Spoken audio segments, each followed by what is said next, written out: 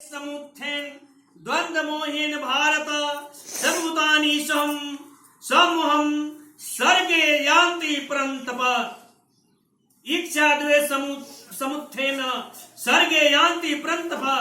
इच्छा और द्वेष से द्वंद्व मोह पैदा होता है, जिससे मोहित होकर प्राणी भगवान से बिल्कुल विमुख हो जाते हैं और विमुख होने से बार बार संसार में जन्म लेते हैं।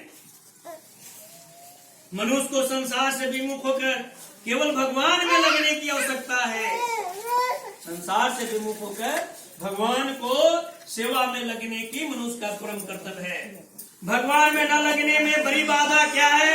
यह मनुष्य शरीर विवेक प्रधान है, अतः मनुष्य की प्रवृत्ति और निवृत्ति पशु पक्षियों की तरह न होकर अपने विवेक अनुसार होनी चाहिए। परंतु मनुष्य अपने विवेक को महत्व न देकर राग और द्वेष को लेकर ही प्रवृत्ति करता है, जिससे उसका पतन हो जाता है। मनुष्य की दो मनोवृत्तियां हैं, एक तरफ लगाना और एक तरफ से हटाना। मनुष्य को परमात्मा में तो अपनी वृत्ति लगानी ही है और संसार से अपनी वृत्ति हटानी है, अर्थात परमात्मा से तो प्रेम करना है और संसार से वैराग्य करना है। परंतु इन दोनों वृत्तियों को जब मनुष्य केवल संसार में ही लगा देता है, तब वही प्रेम और वैराग्य क्रमशः राग और द्वेष का रूप धारण कर लेते हैं, जिससे मनुष्य संसार में उलझ जाता है और भगवान से सर्वथा विमुख हो जाता है। फिर भगवान की तरफ चलने का अवसर ही नहीं मिलता। कभी कभी वह सत्संग की बातें भी सुनता है, शास्त्र भी पढ़ता है, अच्छी बातों पर विचार भी करता है, मन में अच्छी बातें पैदा हो जाती है तो उनको ठीक ही समझता है। फिर भी उसके मन में राग के कारण यह बात गहरी बैठी रहती है कि मुझे तो सांसारिक अनुकूलता को प्राप्त करना है और प्रतिकूलता को हटाना है, यह मेरा खास काम है, क्योंकि इसके बिना मेरा जीवन निर्वाह नहीं होगा। इस प्रकार वह हृदय में दृढ़ता से राग द्वेष को पकड़े रखता है, जिससे सुनने पढ़ने और विचार करने पर भी उसकी वृत्ति राग द्वेष को नहीं छोड़ती। इसी से वह परमात्मा की तरफ चल नहीं सकता। द्वंद्वों में भी अगर उसका राग मुख्य रूप से एक ही विषय में हो जाए तो भी ठीक है। जैसे भक्त बिल्वमंगल की वृत्ति चिंतामणि नामक वेश्या में लग गई तो उनकी वृत्ति संसार तो हट ही गई। और जब वेश्या ने यह ताड़ना की, ऐसे हाड़ मांस के शरीर में तू इतना खुश हो रहा है,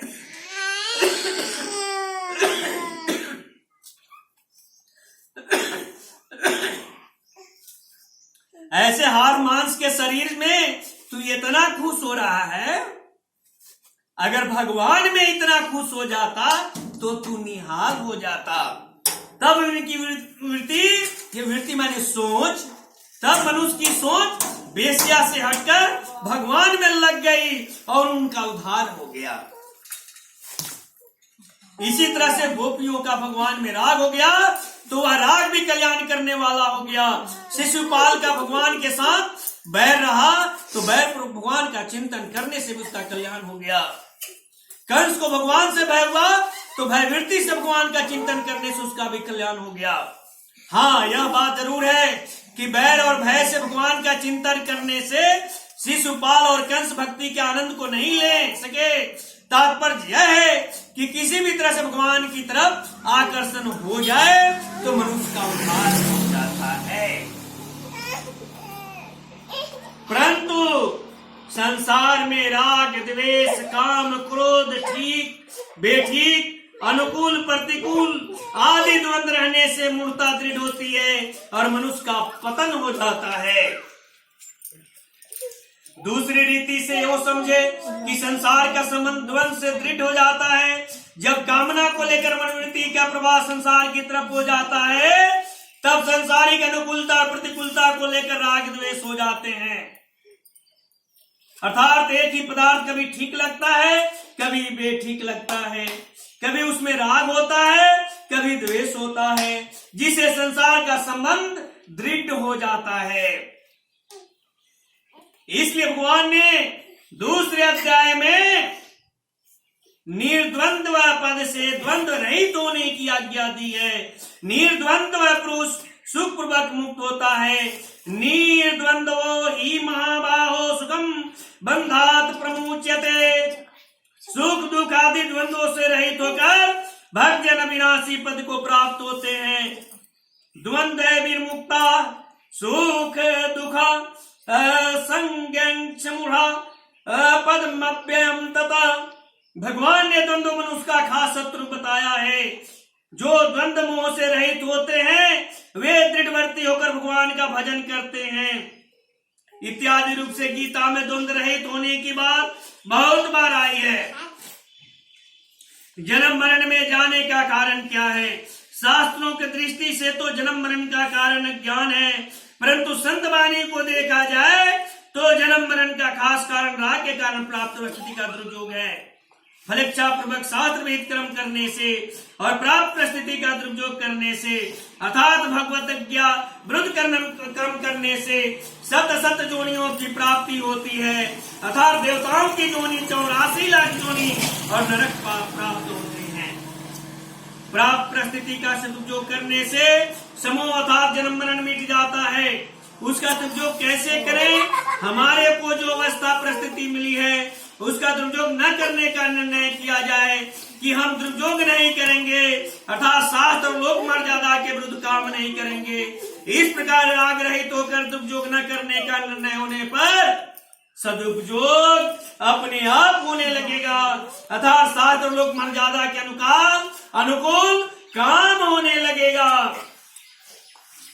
जब सदुपयोग होने लगेगा तो उसका हमें अभिमान नहीं होगा, कारण कि हमने तो दुरुपयोग न करने का विचार किया है, सदुपयोग करने का विचार तो हमने किया ही नहीं, फिर करने का अभिमान कैसे?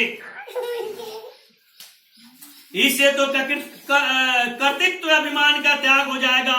जब हमने सदुपयोग किया ही नहीं तो उसका फल भी हमें कैसे चाहेंगे, क्योंकि सदुपयोग तो हुआ है, किया नहीं।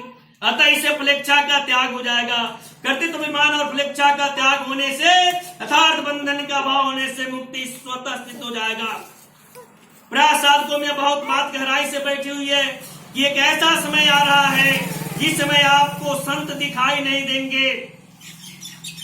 साधन भजन तप जप ध्यान आदि करने का विभाग अलग है और संसारी काम धंधा करने का विभाग अलग है।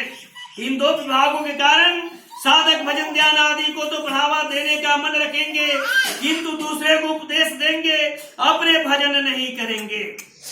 पर संसारी काम धंधा करते हुए राग द्वेष काम क्रोध आदि की तरफ ध्यान नहीं देते, प्रत्युत ऐसे दृढ़ भावना बना लेते हैं कि काम धंधा करते हुए तो राग द्वेष होते ही हैं, ये मिटने वाले थोड़े ही हैं। इस भावना से बड़ा भारी अनर्थ यह होता है कि साधक के राग द्वेष बने रहते हैं, जिसके उसके साधन में जल्दी उन्नति नहीं होती।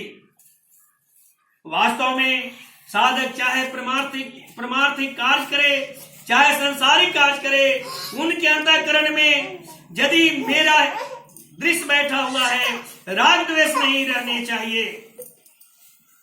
परमार्थिक और संसारिक क्रियाओं में भेद होने पर भी साधक के भाव में भेद नहीं होना चाहिए, अर्थात परमार्थिक और संसारिक दोनों क्रियाएं करते समय साधक का भाव एक ही रहना चाहिए कि मैं साधक हूं और मुझे भगवत प्राप्ति करनी है। इस प्रकार क्रिया भेद तो रहेगा ही और रहना भी चाहिए, पर भाव भेद नहीं रहेगा। भाव भेद न रहने से अर्थात एक भगवत प्राप्ति का ही भाव रहने से परमार्थिक और संसारिक दोनों ही क्रियाएं साधन बन जाएंगे। यद्यपि संसार बंधन का मूल कारण ज्ञान है, तथापि अज्ञान की अपेक्षा भी मनुष्य राग द्वेष रूप द्वंद्व से संसार से ज्यादा फंसता है। किसी देश का वस्तु व्यक्ति प्रकृति आदि को अपने सुख दुख का कारण मानने से राग द्वेष पैदा होते हैं। जिसको अपने सुख का कारण मानते हैं उसमें राग हो जाता है, और जिसको अपने दुख का कारण मानते हैं उसमें द्वेष हो जाता है। राग द्वेष मिटने पर मनुष्य सुख पूर्वक संसार बंधन से मुक्त हो जाता है। निर्द्वंद्वो हि महाबाहो सुखम बंधात प्रमुच्यते। पहले 13वें श्लोक में भगवान कह चुके हैं कि तीनों गुण से मोहित प्राणी मेरे को नहीं जानता। ऐसे मोहित प्राणी न संसार को जानते हैं न भगवान को। संसार में रचे पचे रहकर मनुष्य को संसार को नहीं जान सकता, और भगवान से अलग रहकर मनुष्य भगवान को नहीं जान सकता। वास्तव में जिस व्यक्ति को अपने घर में मन नहीं लगता, वह जहां तहां भटकता रहता है, वह मेरी माया का रूप है। संसार का ज्ञान, वास्तव में संसार का ज्ञान, संसार से अलग होने पर मैं उसके अंदर तब तक प्रवेश नहीं करने देता जब तक उसको कोई ठोकर नहीं लग जाता और मुझे वो पहचान नहीं पाता। और भगवान का ज्ञान भगवान सभी होने पर ही होता है, संसार नहीं। अगर तुझे यह प्रतीत होता है कि यह मेरा हित है, तो तू बहुत बड़ा मूर्ख है। इस संसार में कोई किसी का हित नहीं है। वह तुझे धोखा देगा या तू उसे धोखा देगा, यही संसार का ज्ञान है। वास्तव में जो है ही नहीं, रहता ही नहीं, उसका ज्ञान कैसा? संसार है, ऐसा मानना ही अज्ञान है। बोलिए प्रेम से कृष्ण भगवान माता